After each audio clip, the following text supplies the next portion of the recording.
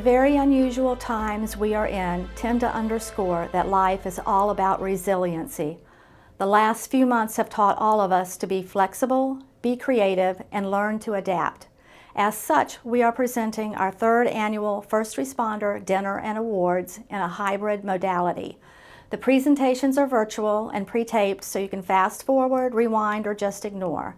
The food is catered, individually boxed meals, and the awards presented via masked and socially distanced mobile crisis and recovery rapid response team members. We chose to hold the dinner in this manner rather than postpone or skip until next year. It was very important to us that you know how much you are appreciated. There are not enough words to adequately describe our thanks for all you do for Calvert County in general and Calvert County Behavioral Health in particular. Last year, we introduced the Mobile Crisis Team as a partnership with Calvert County First Responders. This partnership is well underway and continues to grow. We hope to eventually expand to include an enhanced response to all mental health issues, not just overdoses. As before, we hope our programs will continue to assist you in your work and pave the way for future collaborations. In addition to the overwhelming medical crises of COVID-19, which you are well aware of, there is an as yet to be fully realized behavioral health crisis associated with the pandemic. Anxiety, depression, alcohol and other drug use, and suicides are all increasing, whether due to imposed social isolation, unemployment, loss of loved ones, fear of contracting the virus, or other social determinants of health. Now more than ever, we need our partnership with all first responders. Again, please accept our heartfelt thanks for all you do.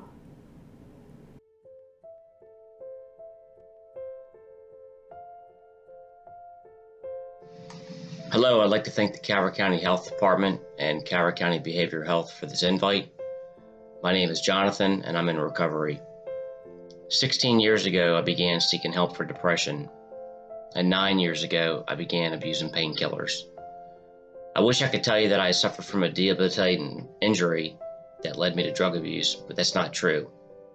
Honestly, my life was in shambles due to many other issues, and as a coping mechanism to remove them from reality, I began getting high off of pills, but it began way before then.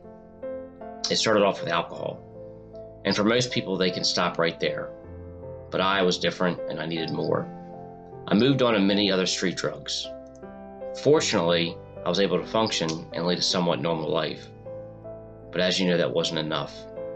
And as my life grew more turbulent, I began to mask my issues, and I began using pills.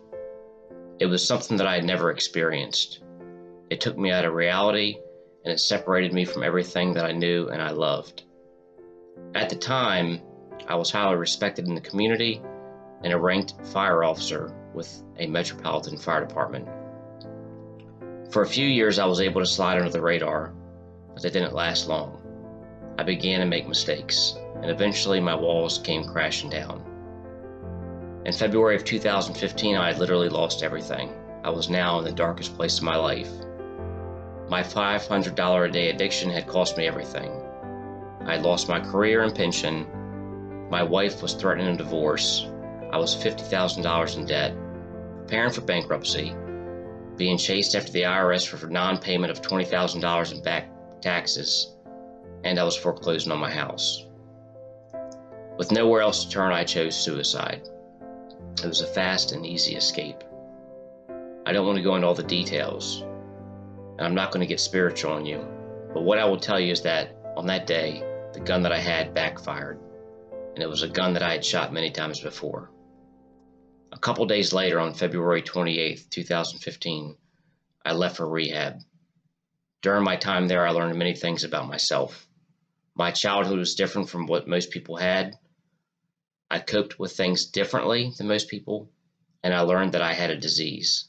I had the disease of addiction.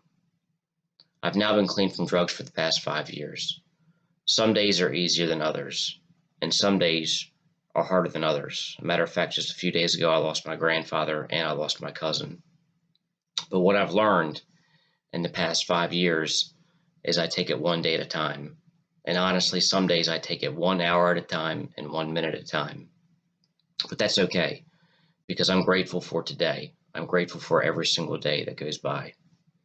But I'm also grateful for my past, and I'm grateful that I'm alive. And I'm grateful for those people that have helped me along the way. I've learned in the past 5 years that it's okay to ask for help. It's okay to be honest and open with other people that I do trust. And that's not always easy. Sometimes it's hard because we all struggle with stuff. 5 years ago, I honestly thought that I'd ruined my life and that suicide would be an easy answer to end it all. If someone had have told me today where I'd be at, I'd laugh at them. But not only have I gained back everything that I've lost, I've gained back so much more. I have a roof over my head. I have food in my kitchen. I have a little bit of money in my pocket. I have an amazing wife. I now have a 9-month-old son who's absolutely adorable. I wrote a book. I was rehired again as a firefighter. My life is a blessing, and I'm so grateful to be here. Thank you for letting me share.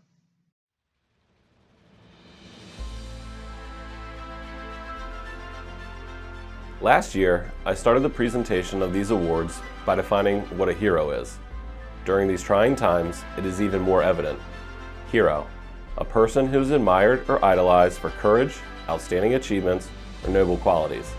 Tonight, we honor our local heroes, our citizens who have taken on a role of bravery and compassion, who have been chosen by their peers at their respective stations to be awarded in excelling in their efforts to serve our community. It is my honor to present to you, on behalf of all stations, the recipients of the Fire and Rescue Station Awards. Prince Frederick Volunteer Fire Department, Joseph Della Camara. Solomon's Volunteer Rescue Squad and Fire Department, Brian Bowen. Prince Frederick Volunteer Rescue Squad, Art Gillings. Huntingtown Volunteer Fire Department and Rescue Squad, Chuck Threlfall. St. Leonard Volunteer Fire Department and Rescue Squad, Pete Eckstein.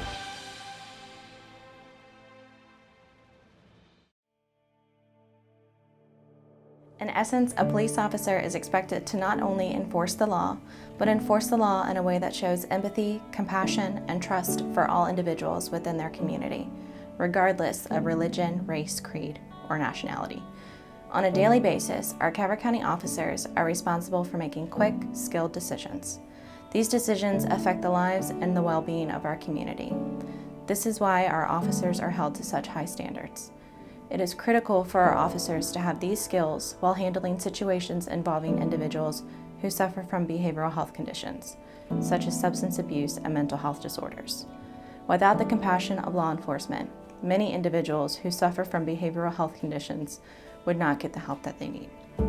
With that in mind, I would like to announce our local law enforcement award recipients who have excelled at demonstrating the aforementioned and who have exceeded in making a positive impact to our community.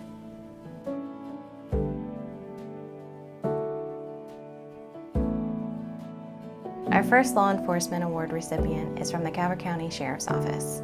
This individual has been praised by his peers and his superiors for his pivotal role in the department.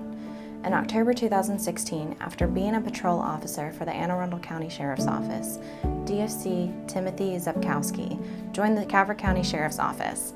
Since then, he has demonstrated great mentor and leadership abilities as a field officer, having trained 6 new deputies thus far.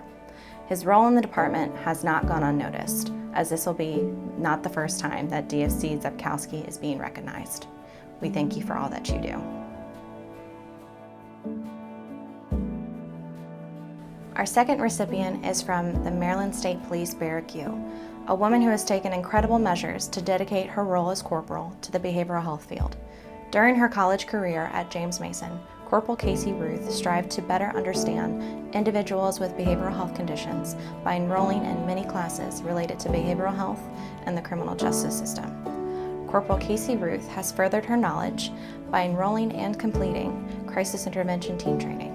Since then, she has taken the steps needed to become a CIT trainer and has also been selected to be Maryland State Police's CIT coordinator for the Southern Maryland region. Corporal Casey Ruth firmly believes that having troopers trained in CIT will reduce the use of force incidents while increasing communication with people in crisis and those with mental health disorders in our community. We thank you for all that you do.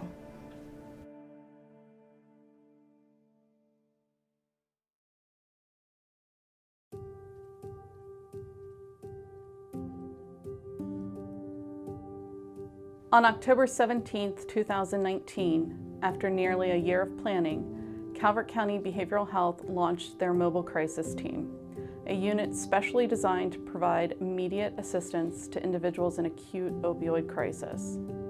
Though regardless of all of the research and planning we did in creating this program, nothing is a substitute for real-life experience. Historically, Calvert County has relied on community members to volunteer their service to local fire and rescue squads. And what we found as we worked to develop this program was that this volunteerism extended beyond those services. We found first responders willing to share their stories, their knowledge, and provide guidance on what not only our community needs, but what they needed and how we could help. Countless emails, text messages, phone calls, and meetings helped to guide, shape, and ultimately launch the MCT. But it didn't stop there. Today, as we continue to learn and grow, we are constantly reaching out for feedback, ideas, and suggestions. Two people in particular, though, have not only answered each and every text and call, but have proven to be advocates of our mission. It is both my honor and pleasure to present the Community Collaboration Award to Chris Shannon and Adam Davies for their continued advocacy, support, and enrichment of the Mobile Crisis Team.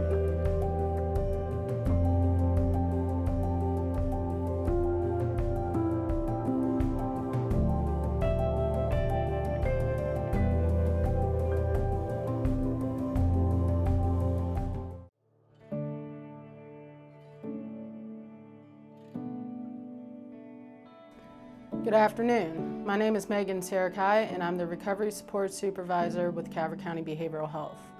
Throughout the past 5 years, behavioral health has expanded services to reach targeted populations that are in need. On behalf of Calvert County Behavioral Health, we would like to show our appreciation to our first responders for your continued collaboration. We thank you for all the work that you do within our community. With that being said, I would like to share a message from our very own Bonnie Anderson. She is currently working with behavioral health to spread the message of hope and to use her personal experiences to prove that recovery is possible. Thank you.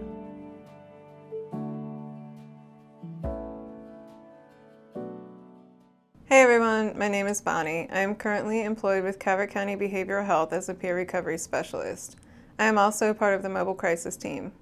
While it's a privilege for me to be able to help people in my community, it hasn't always been this way for me. It's been a long road to get to where I am today. I battled addiction for just about 8 years. In 2008, something happened to me and I was prescribed Percocet and Xanax. Refill after refill, and my addiction quickly escalated from there. Over time, my tolerance increased and I needed more to get high. After a while, taking the medications orally wasn't enough for me anymore, so I started snorting them. A friend of mine told me about a crooked doctor that would give you the medications you wanted in exchange for some cash. I also started buying them illegally off the street. With the drugs so easily accessible now, my addiction grew even more. I started smoking and shooting up the pills. After many years of lockups and police interactions, it came to a head in May of 2014. I was found unconscious in a hotel room. I had to be revived. At the hospital, I found out I also had a life-threatening blood infection from all of my intravenous drug use. After spending weeks in the hospital recovering, I was out and back at it again. Not for long though. I was arrested and charged with possession again. With that charge and many others, I was looking at many years in prison. I was offered drug court. I chose drug court. Then I started going to Bayside Recovery. I started taking methadone to help with my withdrawals and cravings. I didn't want to, but I started to attend meetings and many one-on-ones with counselors. Over time, I started looking forward to these meetings and connecting with people who I could relate with. After a year at Bayside, I started tapering off of methadone, and about a year after that, I was off methadone completely and had successfully graduated drug court. I put in so much work to get to where I am today. It's not easy, but for the first time in a long time, I felt stable in life. I had a car, a job, and a place to call my own. I was excelling in ways I didn't think were possible. Now, 4 years later, I am blessed to have the opportunity to share my story with you. I want to thank all of you for being there for me in my tough times. Never give up. I am proof that recovery is possible.